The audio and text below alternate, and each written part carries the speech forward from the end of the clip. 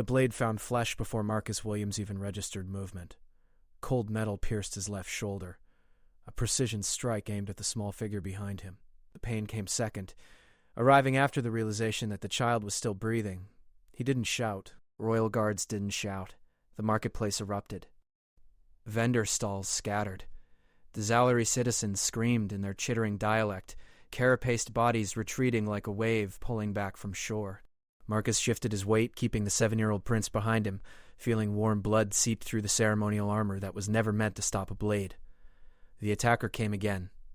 A Zalari male, mandibles spread wide, forearms moving with practiced lethality. Marcus caught the second strike on his forearm, feeling the knife slice through synthetic skin grafts. The third found his ribs. The fourth, his thigh. Prince Kellis whimpered. The sound wasn't fear, it was confusion. Why wasn't Marcus moving away? Why wasn't he running? Because running meant exposing the child, and Marcus had sworn an oath in a language that predated human contact with the Zalari Empire by 3,000 years. The words didn't matter, the meaning did. He took the 5th blade in his abdomen. The 6th punctured his lung. Marcus dropped to one knee, never turning his back to the attacker. Blood filled his mouth with copper warmth. The marketplace had gone silent now, the screaming replaced by the particular hush that preceded either salvation or slaughter. The attacker froze. Not from mercy, from something behind Marcus. Queen Celestra Vol moved like shadow-given form. The Zalari matriarch stood 7 feet tall, her exoskeleton a deep purple of royal blood, compound eyes reflecting light in fractured patterns. She wore no armor, carried no weapons. Didn't need 'em. One crystalline hand gripped the attacker's primary arm. The snap echoed across empty vendor stalls. "You struck at my blood," she said. Her voice resonated through chest cavities, bypassing ears entirely. Through a protector who offered his own. Marcus felt small hands, too many fingers, each one trembling, clutch his uniform from behind. Prince Kellis hadn't run. Even when the violence started, even when any rational creature would have fled, the child remained. "Is he dying?" the prince asked in flawless human English. His mother had insisted all royal children learn the languages of protected species. Now Marcus understood why. Queen Celestra's compound eyes shifted. Multiple focal points aligned on Marcus for the first time since the attack began. He met her gaze, refused to look away despite the blood coating his teeth, despite the punctured lung making each breath a negotiation with mortality. "Remove the child," the queen commanded. Marcus didn't move. "Royal Guard Williams." The queen's voice carried harmonics that transcended translation. "You have fulfilled your duty. Release my son to others." He wanted to. Protocol demanded immediate compliance. But Marcus had learned Zalari culture during 16 months of integration training, learned their history spanning millennia. Learned that trust, once broken, never fully mended in their society. "Your Majesty," Marcus managed, voice wet, with fluid filling spaces meant for air. Attackers hunt in patterns, 6 strikes. 6 positions, they draw defenders away, create separation. The queen went perfectly still. "You're suggesting my guards are compromised. I'm suggesting someone knew exactly where Prince Kellis would be, in a marketplace that changes location weekly, during a visit announced 2 hours prior." Marcus coughed, more blood. "I'm suggesting my species didn't survive because we trusted easily." Silence stretched. Marcus felt consciousness fraying at the edges, vision narrow into a tunnel focused solely on the queen's alien face. "Your human paranoia may have saved my son's life twice in the same moment," Queen Celestra said quietly. "Very well. You will maintain custody until we reach secure chambers." She moved with impossible grace, her other 2 arms lifting Marcus bodily while the 4th cradled Prince Kellis. The child protested, small chittering sounds of distress. "He bleeds, mother. Humans die when they bleed this way.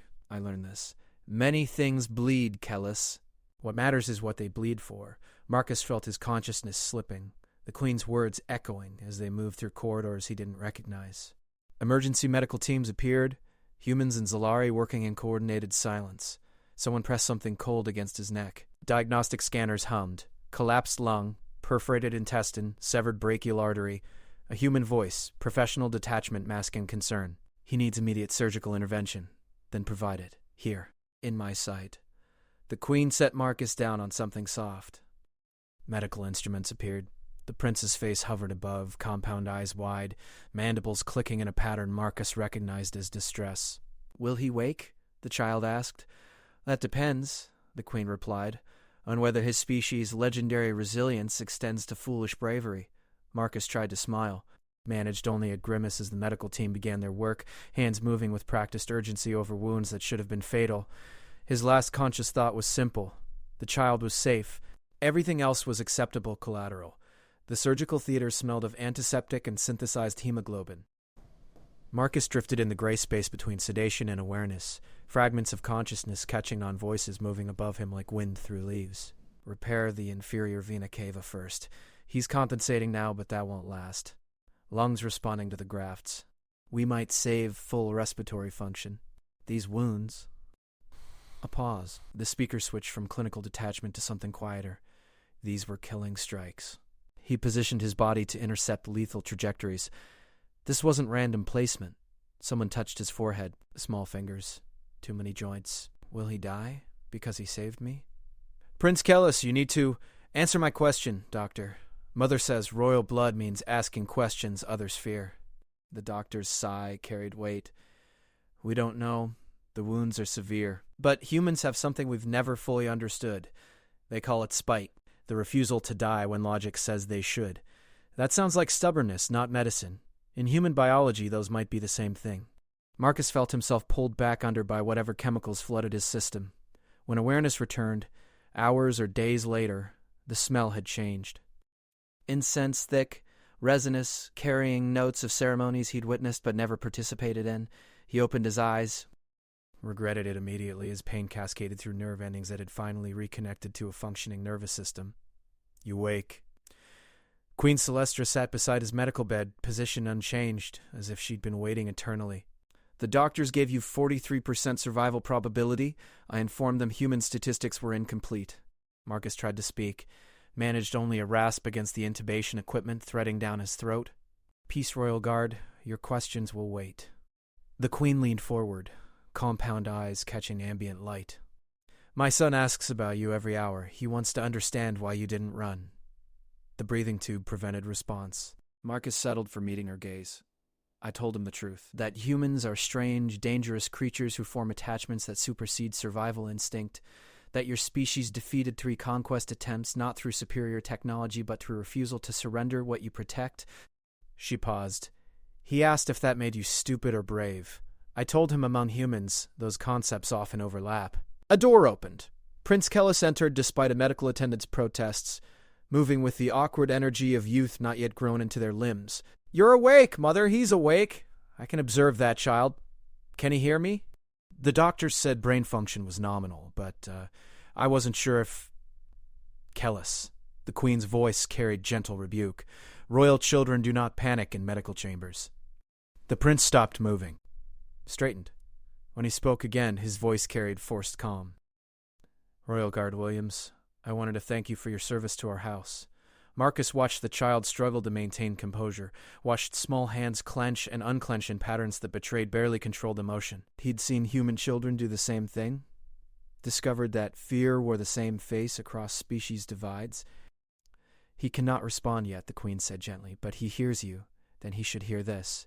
Prince Kellis moved closer, mandibles clicking softly. "I counted 6 strikes. Watched all 6 find your body instead of mine. My tutors say mathematics governs all things, but they never taught me equations for why someone accepts death for another person's child." The queen placed a crystalline hand on her son's shoulder, because some species measure wealth differently than we do. Humans count their riches in bonds formed, oaths kept, lives protected. They are barbaric, violent, and occasionally incomprehensible. But they do not break promises made. Marcus felt the intubation equipment activate, pumping oxygen into damaged lungs that were slowly remembering their function. Each breath hurt. Each breath was victory. "The attacker," Prince Kellis asked quietly. "What happened to him? What happens to all who strike at royal blood?" The queen's voice held no emotion. "His house is dissolved, his name struck from records, his genetic line prohibited from future service. The penalty is ancient and absolute. But you question justice. I question if one person's crime should erase an entire family." The queen was silent for a long moment. You sound disturbingly like your father. He asked similar questions before accepting the crown. She turned back to Marcus. Your human philosopher, Lincoln, wrote that mercy bears richer fruits than strict justice. My son apparently studies your texts along with ours. Marcus managed a slight nod. The movement cost him, pain spiking through sutured tissue, but some communications transcended language barriers. The attacker's family will be exiled, not executed, the Queen continued. My son's first royal decree. I have chosen to honor it, though precedent suggests otherwise. Her compound eyes fixed on Marcus with uncomfortable intensity. You've infected my child with human sentimentality. I'm uncertain whether to thank or curse you for it. The medical monitor chirped. A doctor appeared, running scanners over Marcus's torso while studying readouts that meant nothing to him. Remarkable. The synthetic grafts are integrating faster than projected. His immune system is accepting foreign tissue without standard rejection markers. Humans are adaptable, the Queen observed. It's what makes them simultaneously invaluable and terrifying as allies. The doctor adjusted something on the medical equipment. We can remove the breathing tube in approximately 6 hours if current progress continues. He'll be able to speak, though I wouldn't recommend lengthy conversations for several days. Good. He has testimony to provide. The Queen stood, movement flowing like water. When you recover enough for speech, Royal Guard Williams, you will explain exactly how you identified compromised security. Someone in my household arranged that attack. They will be found. She swept toward the door, Prince Kellis following. The child paused at the threshold, looking back with an expression that didn't translate easily across species divides, but felt unmistakably like worry. Get better, the prince said simply. Mother says you have more to teach me about human stubbornness. They left. Marcus lay in the medical silence, counting heartbeats, cataloging pain, and reviewing every moment before the attack. The assassin's positioning. The timing. The knowledge required to intercept a royal visit announced hours prior. Someone in the palace had provided information. Someone with access to security protocols and royal schedules. And Marcus, who'd spent 16 months studying Zolari culture and politics, had approximately 6 hours to determine who before his testimony became evidence in a treason investigation that would shake the royal house to its foundation. He closed his eyes, ignored the pain, and began reconstructing the day from memory. Every face in the marketplace, every reaction when violence erupted, every guard who'd arrived seconds too late to help. Somewhere in those details lived an answer. And answers, in royal courts, were the difference between justice and another knife finding flesh in the dark. Marcus Williams learned to breathe again 6 hours ahead of the doctor's projection. Spite, as the physician noted, was powerful medicine. The breathing tube came out at dawn, local time. Marcus spent the first 10 minutes simply existing in the sensation of drawing air without mechanical assistance, feeling the burn of healing tissue with something approaching gratitude. You heal faster than projections suggested. Queen Celestra stood at the window, compound eyes reflecting the triple sunrise that painted the sky in shades of amber and violet. My physicians are revising their assumptions about human recovery capabilities. Marcus worked his jaw, testing his voice. Your Majesty, how long was I unconscious? 47 hours. You missed quite the diplomatic incident. He tried to sit up, failed. Settled for turning his head enough to see her properly. The attack wasn't isolated, Marcus said. It wasn't a question. Perceptive even while damaged. The Queen moved from the window, her movements carrying the controlled grace that Marcus had learned signified carefully managed emotion. 3 more attempts across the system, 2 against minor nobility, 1 targeting a trade delegation. All failed, but the pattern suggests coordination. Someone's testing your security infrastructure, finding weaknesses, or creating them through fear and distraction. She settled into the chair beside his bed. You said in the marketplace that attackers hunt in patterns. Elaborate. Marcus took a careful breath. The assassin knew exactly where Prince Kellis would be. That location changed 3 times before the visit. Final confirmation came 90 minutes before arrival. Only 8 people had that information. 7 now. The transportation coordinator died in custody. Poison capsule embedded in a false tooth. Marcus absorbed this. Then you already know there's a network, not an individual. What I know and what I can prove are different things. Zolari law requires evidence, confession, or testimony from 3 independent sources. The Queen's mandibles clicked softly. A gesture Marcus had learned meant frustrated calculation.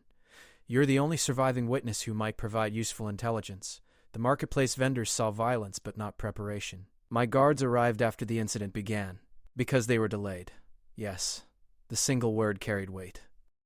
4 of my personal guard received emergency summons to different locations 30 seconds before the attack commenced. All 4 summons were falsified. The communication protocols required for such falsification suggest someone with access to military-grade encryption. Marcus closed his eyes, pulling details from memory despite the headache building behind his temples. The assassin moved like military. Forearm combat pattern, strikes targeting cardiovascular systems and motor function. That's 7th Legion training, elite forces. The 7th Legion hasn't accepted Zolari recruits in 12 years due to political restructuring. If you're correct, the attacker received training that officially no longer exists. The Queen leaned forward. You see the implication. Someone's been running shadow training programs. Building assets outside official channels. Marcus opened his eyes. How many others might exist? Unknown. The 7th Legion at peak strength numbered 4,000. If even a fraction received covert training. She didn't finish the sentence. Didn't need to. A door opened. Prince Kellis entered, followed by a human Marcus recognized. Commander Sarah Chen, liaison officer for the Human Diplomatic Corps. Your Majesty, I apologize for the intrusion, but Commander Chen has information regarding Royal Guard Williams's background that you requested. The Queen gestured permission. Chen approached the bed, her expression professionally neutral in a way that Marcus recognized as deeply concerned. Williams, you look like hell. Feel worse, ma'am. Good. Means your nerve endings still work. Chen pulled up a data tablet. Her Majesty inquired about your service record. Specifically, why a decorated special operations soldier accepted assignment as a ceremonial guard. Marcus said nothing. That silence apparently communicated enough. He was undercover, the Queen stated. You placed him in my household as intelligence asset. With full disclosure to Zolari security services per treaty obligations, Chen replied smoothly. Williams volunteered for diplomatic protection duty after 3 tours in hostile territory. His psychological evaluation suggested he needed low-intensity assignment to process trauma. Guard duty seemed appropriate, or provided excellent cover for monitoring my household. That too. Chen didn't flinch from the Queen's compound stare. Your Majesty, may I be candid? I would prefer it to diplomatic evasion. Williams wasn't the only asset we placed. We've had intelligence suggesting instability in your royal house for 8 months. 16 human guards requested assignment to various Jalari noble families. All volunteers. All decorated soldiers with psychological profiles suggesting they'd actually protect their assignments rather than simply gather intelligence. Chen glanced at Marcus. We bet that soldiers tend to soldier, regardless of their official mission parameters. You used damaged warriors as expendable observers. We used experienced soldiers as exactly what they appeared to be, guards who would take their duties seriously. Chen's voice hardened. And before you judge that choice too harshly, Your Majesty, Williams took 6 blades that were meant for your son. Our damaged warriors seem rather effective at their primary function. The Queen was silent for a long moment. You will provide names of your other assets. Already done. The list was transmitted to your Security Council an hour ago, along with their individual observations. Some of what they've documented will be uncomfortable. I govern an empire spanning 14 systems. I'm familiar with discomfort. Prince Kellis, who'd been silent throughout the exchange, moved closer to Marcus's bed. You were spying on us. I was protecting you, Marcus replied. Those aren't mutually exclusive, but you deceived us. Yes. The simple acknowledgement seemed to surprise the child. You're not going to justify it? Would justification change the facts? Mother says deception is the tool of weak houses. Your mother, Marcus said carefully, also says that adaptation determines survival. Sometimes protection requires methods that wouldn't appear in ceremony texts. The Queen made a sound that might have been amusement. You quote my own philosophies at my son? Bold, for someone currently immobile in a medical bed. Your Majesty, I'm immobile because someone in your household wanted Prince Kellis dead. Boldness seems contextually appropriate. This time the sound was definitely amusement. Commander Chen, your soldier has developed unfortunate diplomatic habits. He was exposed to actual diplomats for 16 months. Contamination was inevitable. The Queen stood, her full height impressive, even in the medical chamber's generous dimensions. Royal Guard Williams, your testimony will be required in formal investigation proceedings. Until then, you will remain under medical supervision and palace security. Commander Chen, your other assets will continue their assignments, but under direct oversight from my personal guard. Are these terms acceptable? Given that refusing would probably qualify as an interstellar incident, yes, Your Majesty. Excellent. I appreciate humans who understand political reality. The Queen moved toward the door, then paused. Royal Guard Williams, one final question. When the assassin struck, you had multiple opportunities to evade rather than intercept. Why didn't you... Marcus met her compound eyes. Because Prince Kellis's life had value beyond political convenience. And because I swore an oath that didn't include footnotes about acceptable casualties. The Queen studied him for a long moment. Your species truly is exhausting. She turned to her son. Come, Kellis, let the human rest. The prince hesitated. Will you teach me more about human military philosophy when you're healed? If your mother permits it. She usually permits things that irritate her only moderately. The prince followed his mother toward the door, then called back. That was supposed to be a joke. Father says I should practice humor. Keep practicing, Marcus called after him. You'll get there. They left. Commander Chen remained, studying Marcus with an expression he couldn't quite categorize. You actually meant it, she said quietly. The oath thing. You would have died for that child. Yes, ma'am. Even though the assignment was intelligence gathering, the assignment became irrelevant when the knife moved. Chen nodded slowly. You know they're going to offer you actual Royal Guard position when this investigation concludes. Not cover, not intelligence asset. The real thing. I know. And you're going to accept. I know that too. Chen touched his shoulder carefully, avoiding the bandaged tissue. Then heal fast, Williams, because whoever's organizing these attacks isn't finished. And next time there might not be someone stubborn enough to count 6 knives and keep standing. She left him alone with his thoughts and the steady chirp of medical monitors. Marcus stared at the ceiling, counting heartbeats, cataloging pain, and considering how 16 months of pretending to be something had somehow become the truest thing he'd done in years. Somewhere in the palace, an investigation was beginning. Somewhere, conspirators were regrouping. And somewhere, a 7-year-old prince was learning that protection came with complications that ceremony manuals never adequately explained. Marcus closed his eyes and focused on the simple task of healing. Everything else would come with time and pain and the particular stubbornness that had gotten him this far. 6 knives, 6 wounds. And one child who lived because someone decided that oaths still mattered in a universe that often suggested otherwise. Marcus Williams returned to consciousness as medical protocols demanded. Healing was incremental but visible, a testament to human cellular regeneration and Zilari medical advancement working in uncomfortable harmony. The investigation proceeded with the slow inevitability of continental drift. Queen Celestra's Security Council interrogated 247 palace personnel, cross-referenced communication records spanning 6 months, and discovered precisely what Marcus had suspected. The conspiracy wasn't vast, it was precise. 8 individuals, all with access to security protocols, all motivated by the same political calculation, that a royal succession crisis would destabilize the empire enough to advance their own houses through the chaos. They'd underestimated 2 things, the Queen's methodical patience and a human guard's capacity for absorbing damage meant for smaller bodies. Marcus learned these details in fragments, delivered by Commander Chen during daily visits that officially monitored his recovery, but functionally served as intelligence debriefs. They arrested the final conspirator this morning, Chen reported on day 12, a logistics coordinator who'd served the royal house for 30 years. She planned the marketplace route, confirmed Prince Kellis's location, and transmitted coordinates to the assassin network. 30 years, Marcus repeated. She watched him grow up, and apparently decided that political opportunity outweighed personal loyalty. Chen studied her data tablet. The Queen is requesting your presence at the formal sentencing hearing. You're still technically recovering, so there's no obligation. I'll be there. Chen glanced up. You can barely walk unassisted. Then I'll walk with assistance. Those people tried to kill a child I swore to protect. I'll watch them answer for it. Williams, you're not actually Royal Guard. The oath was cover for intelligence operations. Was it? Marcus met her eyes. Because I remember meaning every word. Chen was quiet for a moment. The Queen is offering you official position, not intelligence cover. Actual Royal Guard status with full ceremonial and security responsibilities.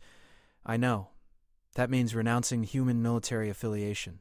You'd be sworn to the Zilari Empire, subject to their laws, bound by their protocols. Your service to human command would be legally terminated.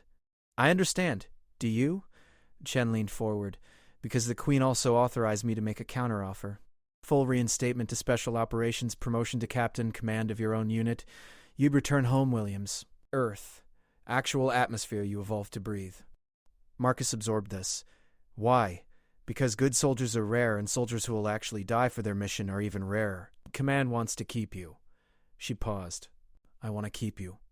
But I also watched security footage of you taking 6 knives for a child who isn't even your species, and I know enough about soldiers to recognize when someone's found something worth protecting. The medical chamber was quiet except for the ambient hum of environmental systems.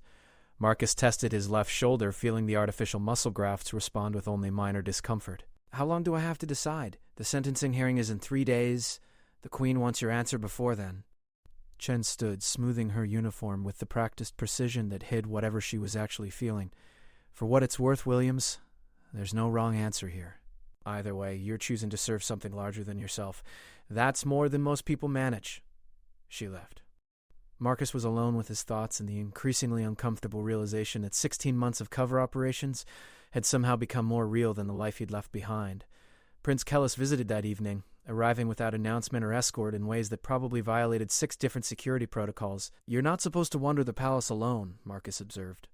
I'm not alone. You're here. The prince settled into the chair beside the medical bed. I wanted to ask you something before the hearing. Ask. Do you regret it, taking the knives instead of avoiding them? Marcus considered the question. No? Why not? You almost died. You're still in pain. I can see it in how you move. And you protected someone you barely know from a species that isn't even yours. You think those things should matter? I think most people would say they matter. The prince's mandibles clicked in the pattern Marcus had learned meant careful thought. Mother says humans are sentimental, that you form attachments that transcend logical self-interest. She's not wrong. But why? What evolutionary advantage does that provide? My tutors teach that all behavior serves survival. Marcus shifted carefully, testing his range of motion. You know what humans call a group of people willing to die for each other? What? Family, tribe? Unit. The words change, but the concept doesn't. We survive because we protect each other, even when individual survival would be easier. He met the prince's compound eyes. Your mother's right that we're sentimental. But sentiment isn't weakness. It's the reason my species crawled out of caves and eventually reached your world. You're saying loyalty is survival strategy. I'm saying loyalty is the only strategy that actually matters when everything else fails. The prince was quiet for a moment. The woman who planned the attack, the logistics coordinator, she told the investigators that she did it for her family, to advance their position. She said it was loyalty, too. Loyalty to ambition isn't loyalty, it's just ambition with better marketing. How do you tell the difference? You ask yourself what you're protecting. Is it people or is it power? Is it someone's life or is it your own advancement? Marcus gestured carefully at his own bandaged torso. Real loyalty costs something. When it doesn't cost anything, it isn't loyalty. It's just convenience. The prince stood, moving with the restless energy of youth processing complex ideas. Mother wants you to become actual royal guard. Not pretend. Not intelligence asset. Real. I know. Will you accept? Would it matter to you if I didn't? Yes. The prince said it simply, without calculation. I counted 6 knives. 6 times you could have moved away, 6 times you chose differently. I want to understand that kind of choice better. And I can't do that if you leave. Marcus felt something twist in his chest that had nothing to do with healing wounds. Your Majesty, don't. I'm not Majesty yet, I'm just Kellis. And Kellis is asking if you'll stay. The child left before Marcus could formulate an answer, which was probably deliberate. Royal children learned political timing early, and knowing when to exit a conversation was its own form of warfare. Marcus lay in the medical chamber, staring at the ceiling, and confronted the ceiling, and confronted the uncomfortable truth that 16 months of cover assignment had somehow become the most honest thing he'd done in a decade of military service. The choice, when examined rationally, was impossible. Remain with human forces, return to familiar systems and familiar faces, accept promotion and command in all the structure that implied, or swear permanent allegiance to an alien empire, protect a child who'd asked him a single question that somehow outweighed all the logical arguments for leaving. The medical monitors chirped their steady rhythm. Marcus counted heartbeats, catalogued pain, and remembered 6 moments when he could have stepped aside and chosen preservation over protection. He hadn't stepped aside then. Stepping aside now seemed inconsistent with that choice. 3 days, Commander Chen had said. 3 days to decide between logic and something that probably qualified as sentiment but felt more fundamental than that word suggested. Marcus closed his eyes and focused on healing. The choice would come soon enough. For now, he simply needed to be strong enough to stand when it arrived. The sentencing hearing was held in the Hall of Precedent, a chamber designed to remind everyone present that Shalari justice spanned millennia of accumulated wisdom. The architecture soared toward impossible heights, crystalline surfaces reflecting light in patterns meant to invoke historical memory and cultural continuity. Marcus walked without assistance, though each step cost him. The medical team had offered motorized support. He'd refused. Some moments required the discomfort of standing on your own feet. Queen Celestra occupied the judgment throne, elevated 3 meters above the chamber floor, her compound eyes reflecting the assembled crowd in fractured patterns. Prince Kellis stood beside her, silent and observant, learning the weight of authority by witnessing its application. The 8 conspirators knelt in the center of the chamber, bound by ceremonial restraints that were probably unnecessary, but symbolically important. Marcus recognized the logistics coordinator, a female Zolari named Shalara, her carapace dulled by stress, mandibles locked in the rigid position that signified acceptance of judgment. The charges were read in formal dialect that took Commander Chen's translator 12 seconds to process. Conspiracy against royal blood. Coordination of assassination attempts. Violation of sacred trust. Each charge carried weight accumulated across generations of legal precedent. The Queen let the silence stretch after the charges concluded. In the hush, Marcus heard nothing except environmental systems and the soft rustle of assembled nobility maintaining required stillness. You served my house for 30 years, Queen Celestra said finally, addressing Shalara directly. You watched my son learn to walk, coordinated his first public appearance, ensured his safety through childhood. Shalara said nothing. Silence was the only acceptable response to royal address during judgment proceedings, and you sold that service for political advancement. Calculated that crisis would elevate your house through the chaos of succession dispute. The Queen's voice carried no anger. Just statement of fact. Tell me, Shalara of House Vakrin, what mathematics justified murdering a child you'd protected for 7 years? The question hung in the chamber. Shalara finally spoke, her voice carrying through translators positioned around the room. Houses rise and fall, Your Majesty. The Empire endures through change. I believed... She paused.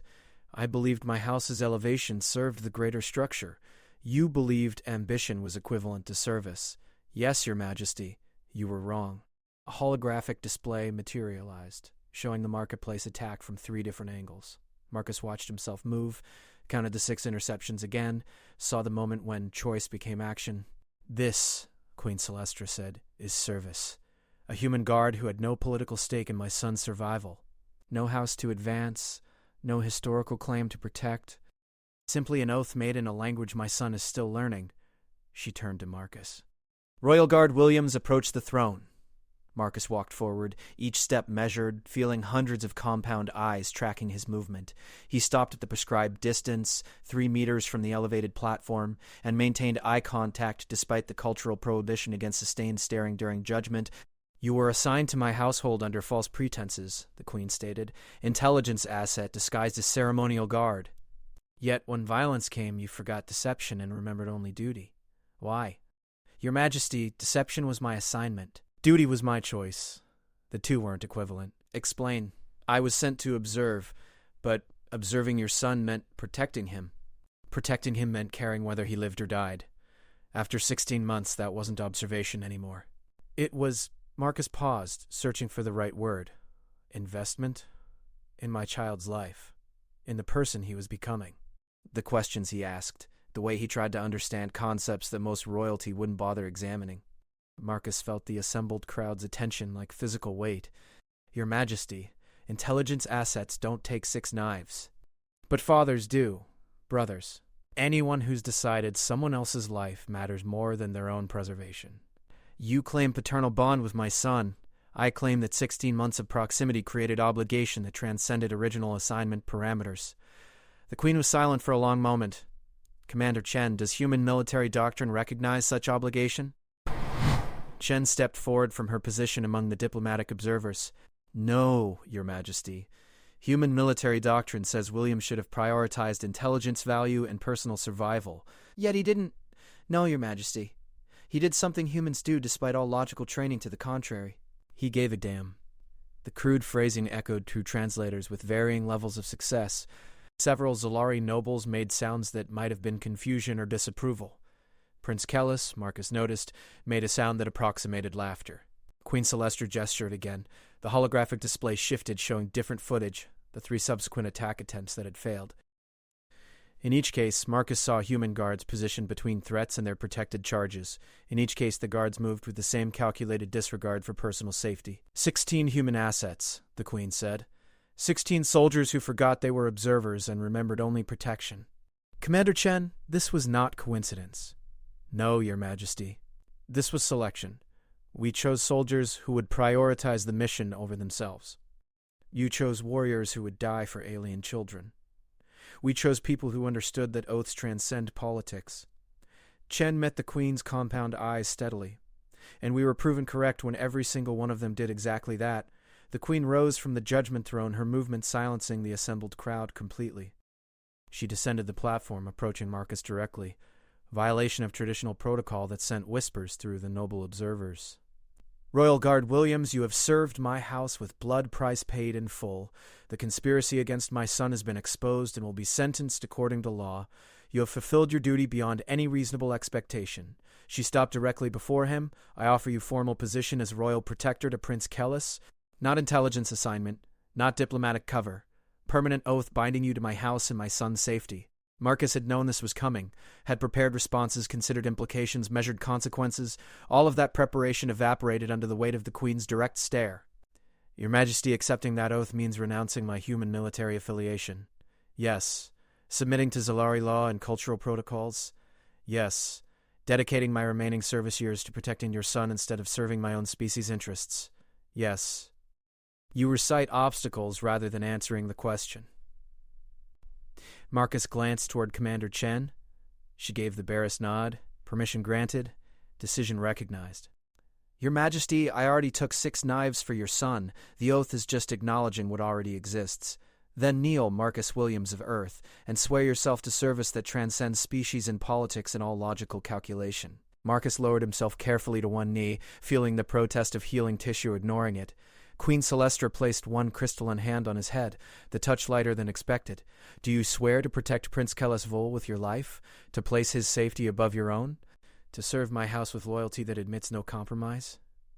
I do so swear, Your Majesty. Do you accept that this oath binds you until death, that betrayal means execution, that service means sacrifice? I accept, Your Majesty. Then rise, Royal Protector Williams, and face your charge. Queen Celestra gestured. Prince Kellis descended from the platform, moving with careful dignity until he reached Marcus, then abandoning dignity entirely to grip the human's hand with multiple smaller fingers. You're staying, the prince said. I'm staying, even though it means leaving your own people. Your mother was right about humans.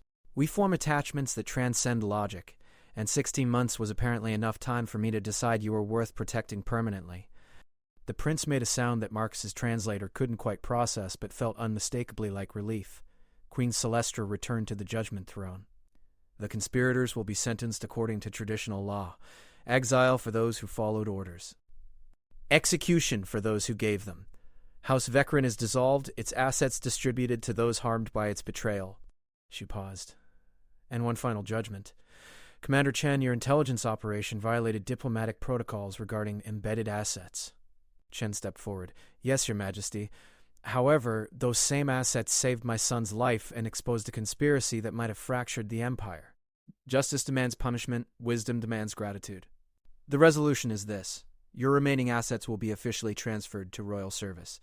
They will maintain communication with human command but answer primarily to Zolari authority. This arrangement continues until such time as they choose to return to human service. Your Majesty, that's... Chen paused. Unprecedented. Most things worth doing are... Do you accept these terms? Chen looked at Marcus, who gave a slight nod. Then at the other human guards positioned throughout the chamber. Each offered similar confirmation. We accept, Your Majesty. Excellent. Then this judgment is concluded. The Queen gestured, a complex movement that Marcus had learned signified formal conclusion. Take your prince, Royal Protector Williams. Begin teaching him why humans are simultaneously impossible and invaluable as allies. Marcus felt the prince's grip tighten on his hand. They walked together from the Hall of Precedent, leaving behind the conspirators and the assembled nobility and the weight of justice administered across species divides. At the threshold, Prince Kellis looked up. "Are you really going to teach me about human military philosophy? If your mother permits it. She already authorized your curriculum." I checked. The prince's mandibles clicked in what Marcus had learned was the closest thing to a smile. Apparently she thinks I need perspective on why humans are dangerously sentimental. "We prefer emotionally invested." "Father says those are the same thing." "Your father sounds wise." They walked through palace corridors that Marcus now recognized as home rather than assignment location. Somewhere behind them, justice continued its ancient work. Somewhere ahead, future threats waited with the patience of those who understood that protection was an ongoing negotiation rather than a final achievement. But for now, Marcus simply walked beside a 7-year-old prince who asked difficult questions and expected honest answers. It was, he reflected, exactly the kind of impossible duty that made service meaningful. 6 knives, 1 oath, and a choice that logic couldn't justify but felt more right than anything he'd done in a decade of decorated service. The human capacity for sentiment, Marcus decided, wasn't weakness after all. It was simply another kind of strength, one measured in bonds formed, oaths kept, and the refusal to step aside when knives moved towards smaller bodies. He'd taken 6 blades in a marketplace and survived. Now he'd taken an oath that bound the rest of his life. Both choices felt remarkably similar. Both felt unmistakably correct. And if that made him dangerously sentimental by Zalari standards, Marcus reflected, then sentiment was apparently what happened when 16 months of observation became permanent investment in a child's survival. He could live with that. The scars would heal. The oath would endure. And Prince Kellis would continue asking questions that had no easy answers but deserved honest attempts. It was, Marcus thought, exactly the kind of service worth dying for, which made it absolutely worth living for as well.